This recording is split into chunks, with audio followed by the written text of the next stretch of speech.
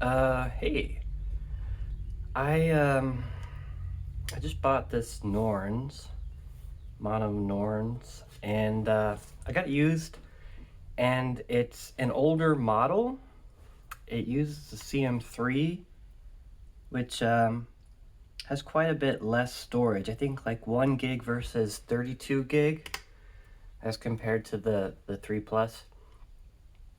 So I'm gonna try to upgrade it, and see how it goes. I figured I would just film it, and that way people can follow along if they wanted to. I'm going to turn it off correctly.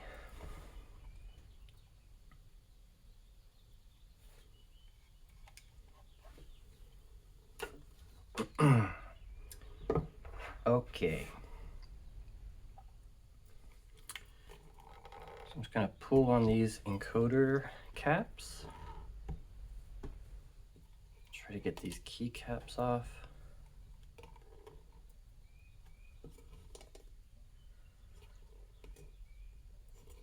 Hopefully without breaking the thing.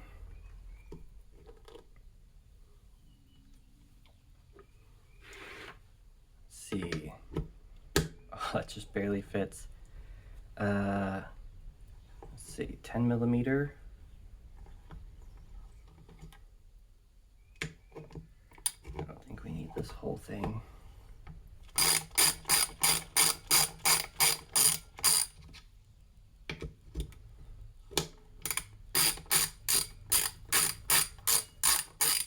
There we go.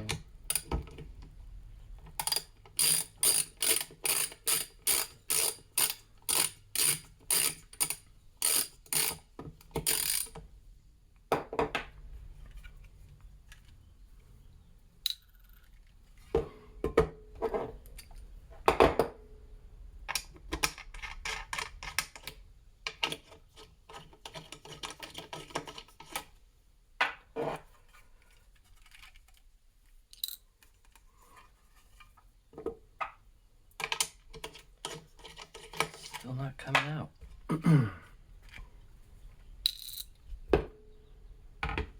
Okay. Gonna remove the back screws.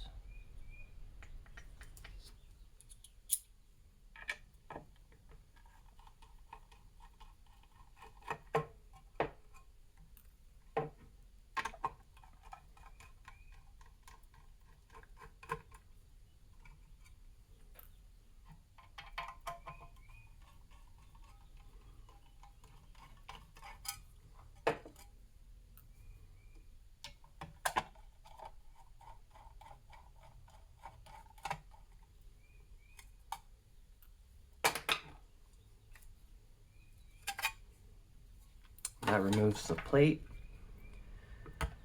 And then we got some screws for the PCB.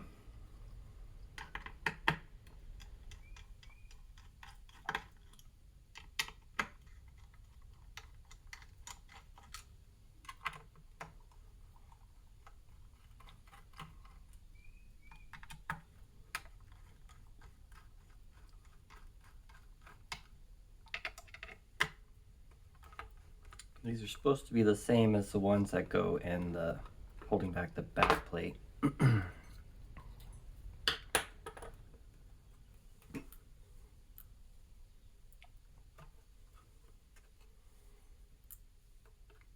I'll keep them separate just in case.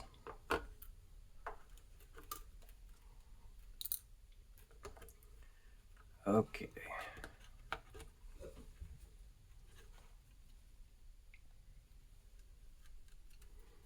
So we have the battery plug right there. Try to get some slack. All right, and just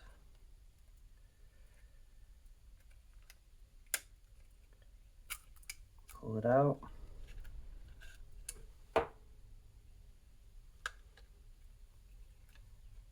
And the ribbon cable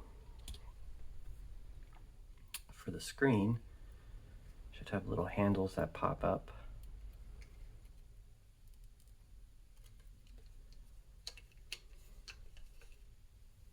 These can be kind of fragile.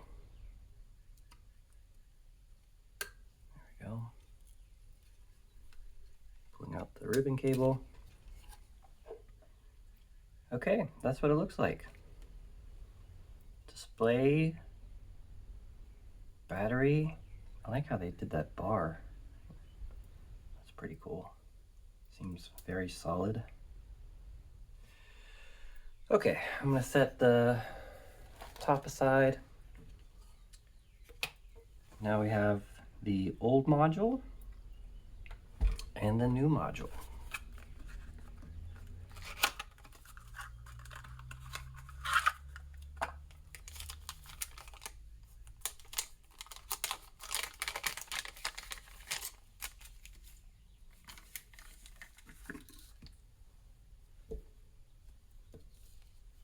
Cool.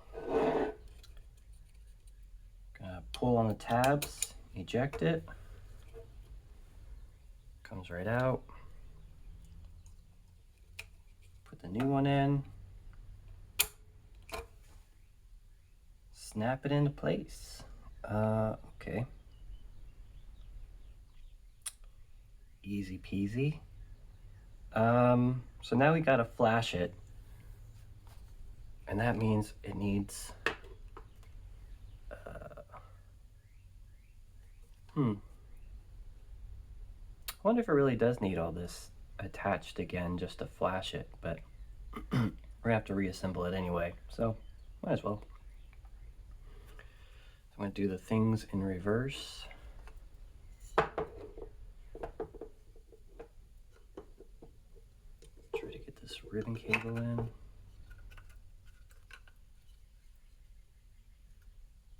These things are always such a pain.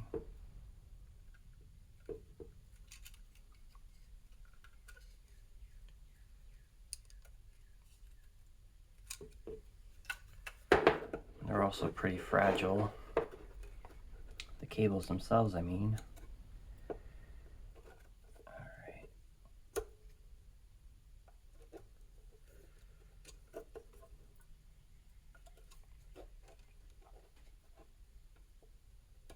There we go.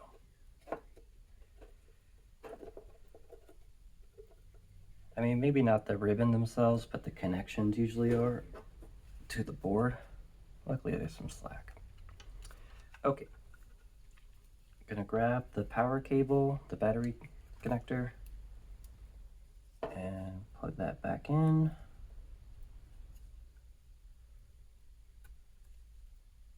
All right, and then try to make sure that it's not gonna get pinched.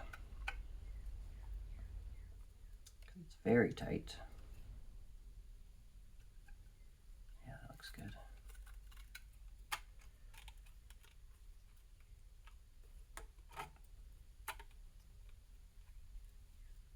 Okay.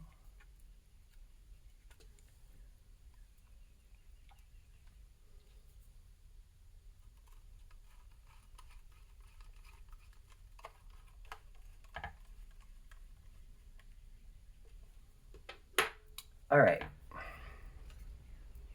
New module's in. Everything's looking okay.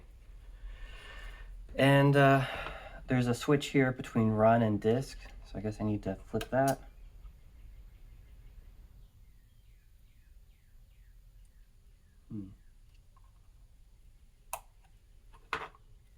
That's interesting because it turned on the light. So I guess I need to plug it in first and I'll switch it to disk and then I will connect it to my computer and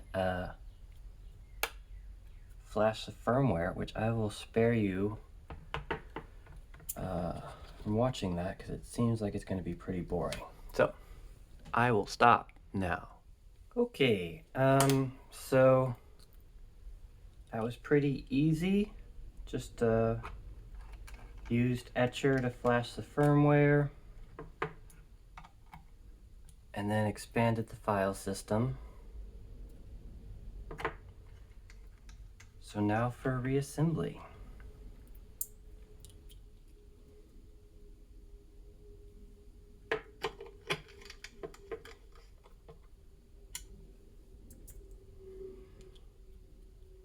Screw in the PCB. Make sure the switch is back to run, which it should have been when you're expanding the file system anyway. I'm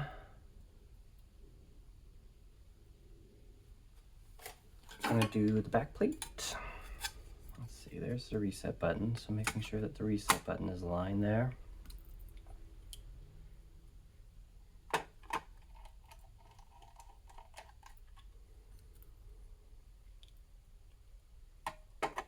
So always it's good to do kind of a loose fitting first before tightening anything.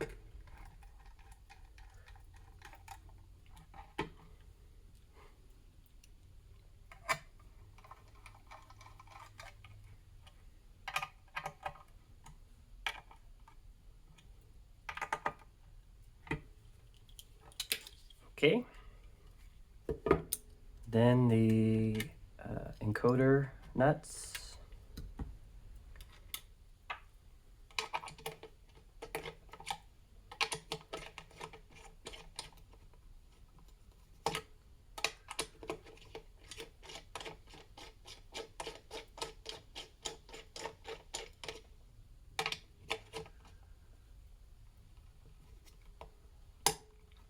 I don't think they have to be super tight.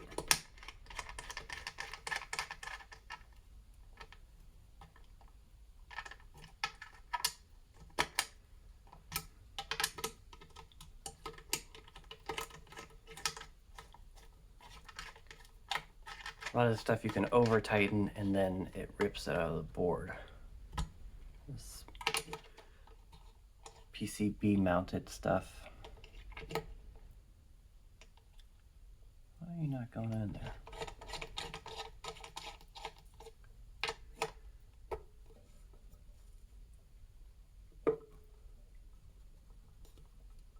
That has a tight fit.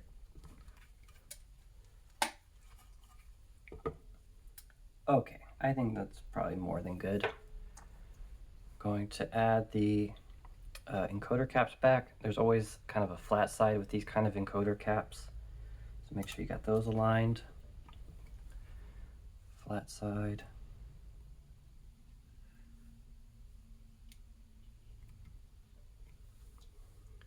Flat side.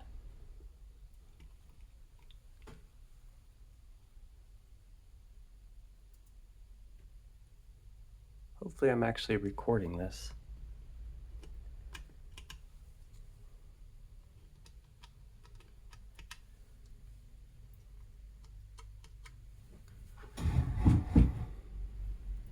I am. Good. Okay, gonna turn it on.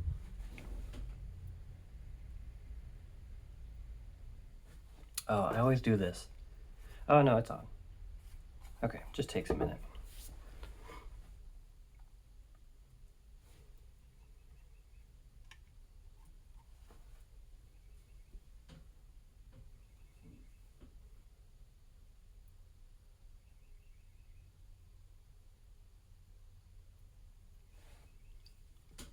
There's dust.